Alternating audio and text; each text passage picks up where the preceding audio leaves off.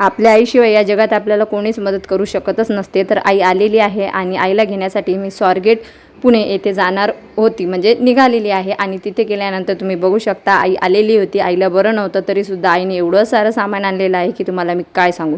Cooker, नंतर थोडासा किराणा, chocolate, cake, सर्व काही मुलांसाठी घेऊन आलेली आहे. फायनली आईला घेऊन मी घरी आली. आईचे बोरे बिस्तरे बघू शकता. स्वराजला चॉकलेटची बरणी दिली. ते नंतर दिल्यानंतर आई फ्रेश वगैरे झालेली आहे आणि मी घर जायचं क्लिनिंग आटपून घेतलं. क्लिनिंग आटोपल्यानंतर मी माझे बाकीचे कामं घेतले आणि आई मला दाखवत होती की आईने काय काय पसारा आणलेला होता. तर आईने कणिक, त्याच्यानंतर कांदी भाजी आणि गोडनिंबाचा पाला, कापूस वातांसाठी हे पत्ती आणली होती चहाची माझ्यासाठी. असं भरपूर काही आई घेऊन आलेली होती. म्हणूनच म्हणतात की जोपर्यंत आई आहे तोपर्यंत तुम्ही माहेरातून कधीच रिकाम्या हाताने येणार नाही आहे. तर आईने इथं कांदा, त्याच्यानंतर तुरीची डाळ असं सर्व काही आणलेलं होतं.